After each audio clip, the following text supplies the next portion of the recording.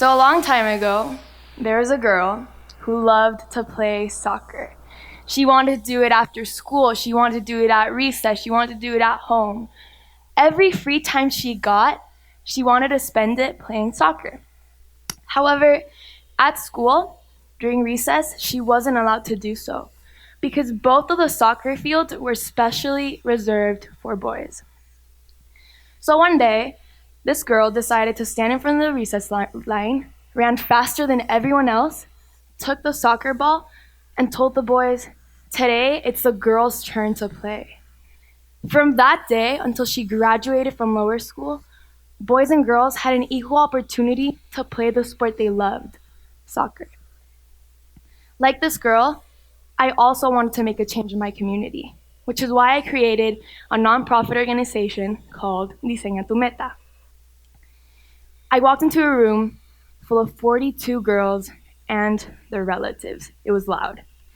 As soon as I stood in front of them, the room became quiet. Hi, my name is Andrea Poma. I am the founder of Diseña Tu Meta, and I am 17 years old. As soon as I said my age, everyone was shocked.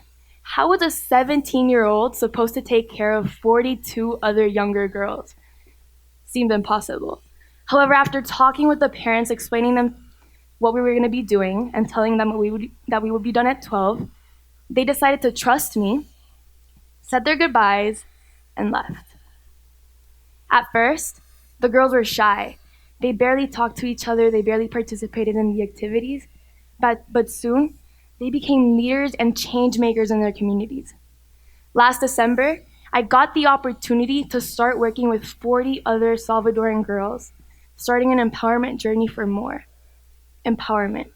Empowerment is a key factor in Diseña Tu Meta. It is a source of encouragement and motivation. As sociologist Jin In describes it, empowerment is a can-do factor. It is going from I cannot to I can. Let's imagine two plants, plant A and plant B.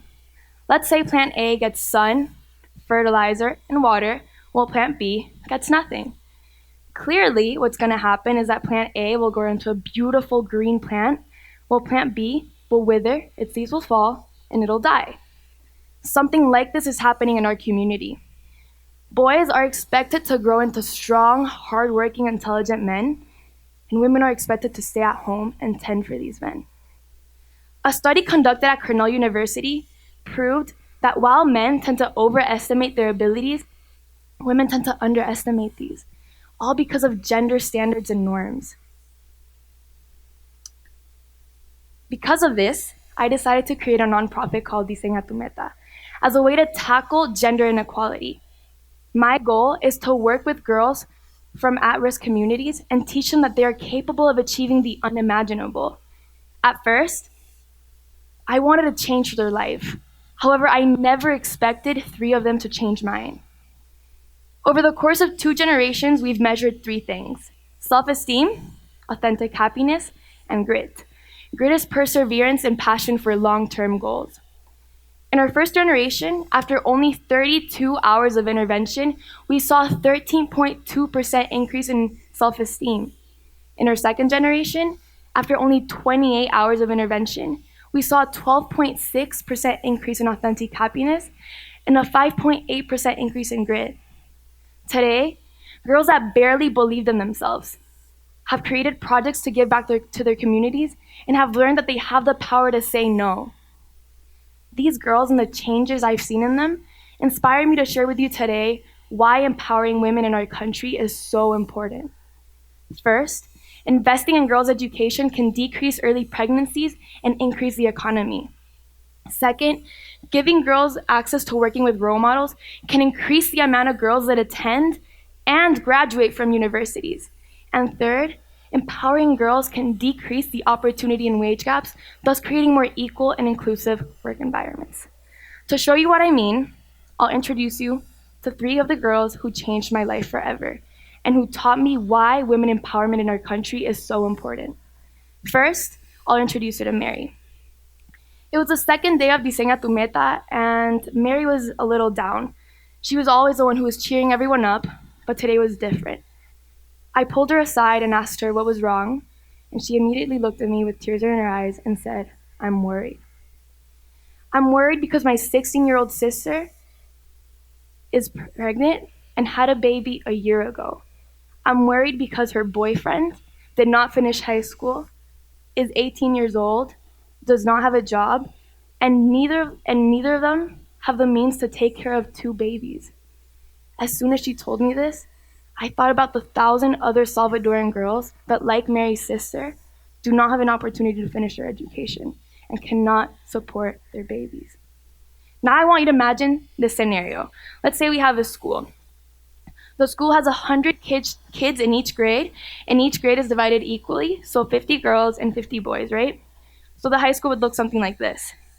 Now let's say that out of those 50 girls in each grade, 8 of them are pregnant. So in a total of 200 girls, 32 of them are pregnant. That's a lot. And sadly, that's our situation in our country. According to the Ministry of Health, 15.5% of the girls ages 15 to 19 are pregnant or have at least one baby. However, there's a simple solution to this problem, and that is investing in girls and their education.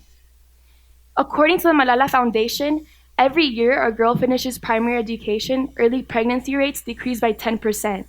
And every year they finish secondary education, that rate decreases by 59%.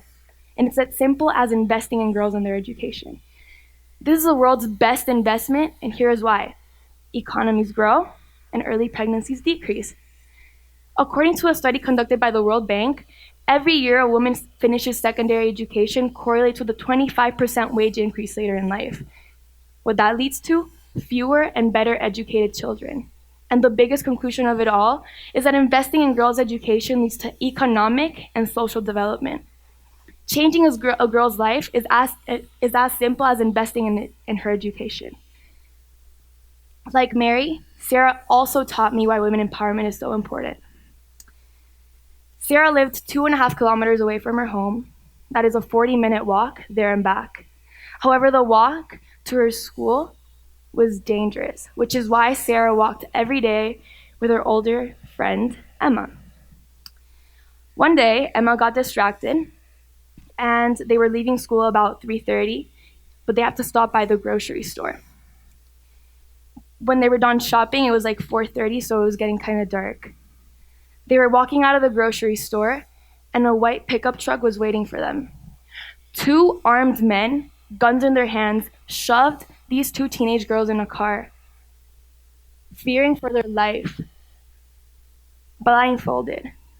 After what seemed like a 2-year-long car ride, the girls arrived to an abandoned house, not knowing where they were, blindfolds removed once inside the house. After 18 hours, no food, no water, Sarah was desperate. She needed to escape. She looked around when the men were gone and managed to find a little hole in a wall made of iron. She pushed herself through, and as she did so, she cut her leg. This was at 4 a.m. in the morning, running through a coffee field, looking for someone to save her life and to save the life of her best friend. As she told us this story, she lifted up her pants to show her scars. After getting to a police station, she found out that she was 106 kilometers away from her home, going from La Libertad to Sonsonate. She also found out that her parents had filed a missing report for her. Tragic. After months of looking for her best friend, Emma, they sadly found out that she had passed away. At that moment, Sarah had not only lost her best friend, but she had lost her role model. She had lost hope for every future of every woman she had ever met, which is why giving girls access to working with role models is crucial in their life. In fact, it has been proven that giving girls access to working with role models increases their interpersonal abilities. Now imagine not wanting or not being motivated enough to go to school because people outside, people that you love, tell you that it's not worth it because after all, you're just a woman. You're demotivated to go to school. That's a sad reality for 40.6% of the girls in our country who drop out of school. Now imagine being told that you can't go to school because you have to wash the dishes, because you have to take care of your siblings. That's a sad reality for 15.3% of the girls in our country who drop out of school. If this is not shocking, I don't know what is. But like the problem I just presented to you, there's also a simple solution to this problem. Empowering girls.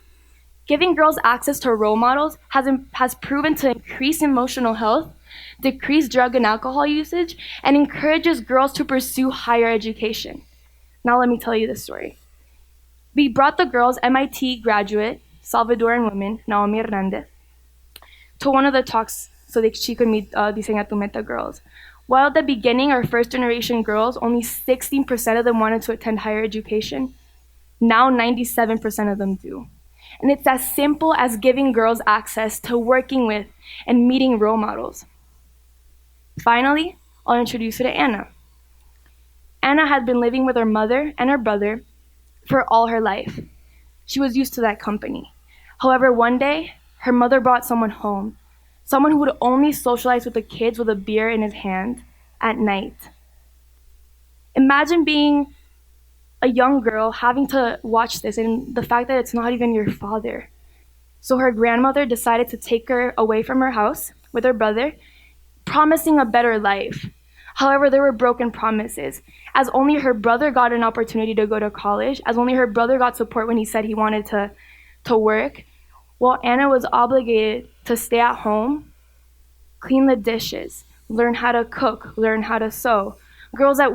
Things that only girls are supposed to do. Because girls, in her grandmother's mind, don't deserve an education, which is why she missed her 9th grade graduation. I want you all to imagine being trapped in a glass box. There's no way to get out, but your goal is to stand on top of the box.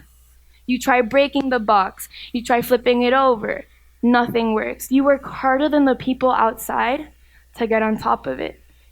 And then you watch others climb up some stairs and easily stand on top of the box and just enjoy. That's a sad reality many women face in our country and all over the world.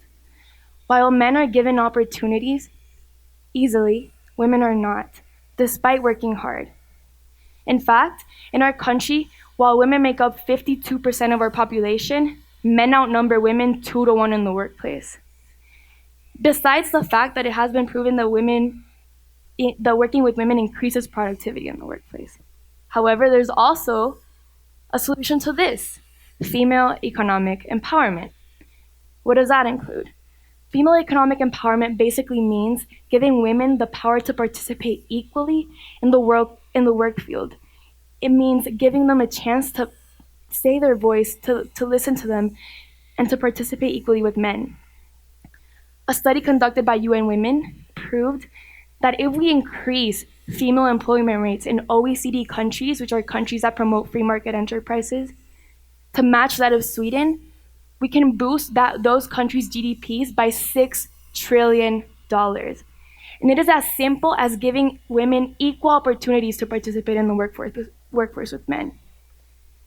Changing a girl's life can be as easy as believing in them, giving them the right tools to finish their education, giving them access to working with role models, and giving them equal opportunities. Remember the girl I told you about? The girl who loved to play soccer? That girl was me. At such an early age, I witnessed gender inequality, a reality that many of us face today. However, I didn't stand there empty-handed. I decided to do something about it, and I want to invite every single one of you today to do the same. If there is something that you believe in, fight for it, because that is the only way that we'll evolve as humankind. Thank you.